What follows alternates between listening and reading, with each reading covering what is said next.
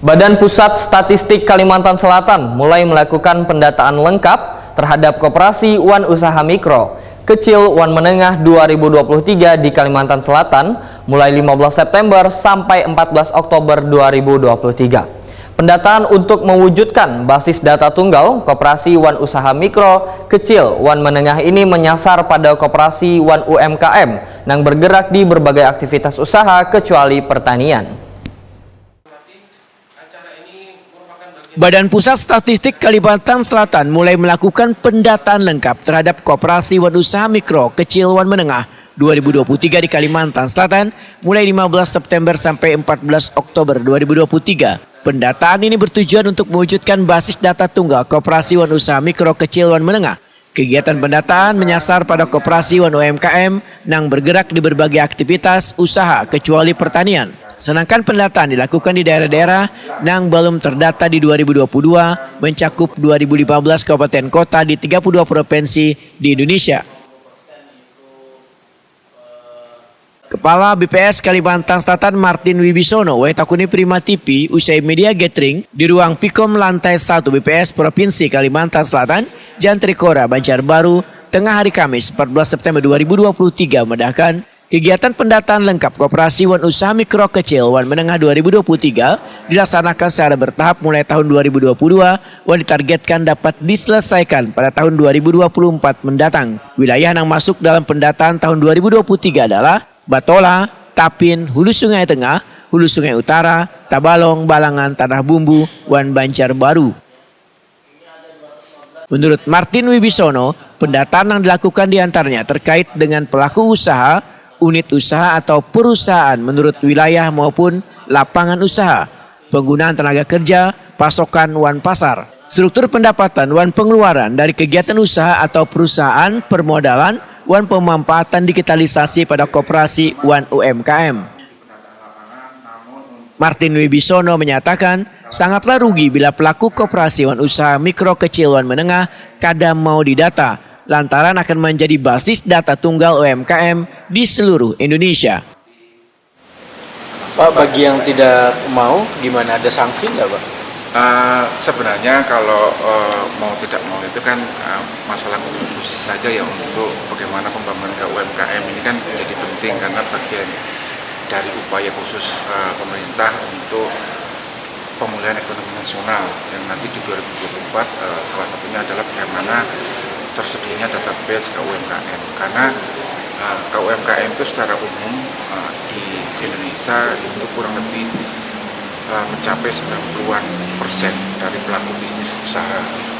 Nah, ketika pandemi kemarin itu mengganggu perekonomian Indonesia, tentunya langkah-langkah pemerintah untuk memulihkan ekonomi itu agak sulit ketika database KUMKM-nya tidak tersedia dengan baik gitu ya.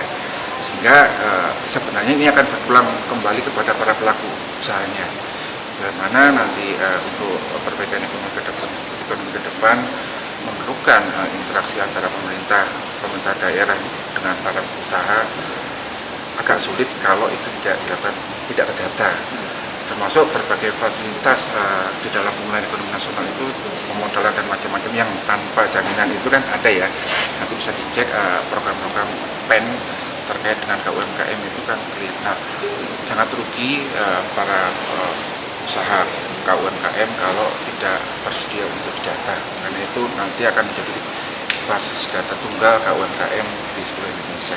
Seluruh pelaku KUMKM tolong terima petugas kami dengan sebaik-baiknya, karena ini akan berpulang kembali kepada pendataan itu untuk bagaimana program-program pemulihan ekonomi nasional itu bisa berjalan dengan lancar ke depannya.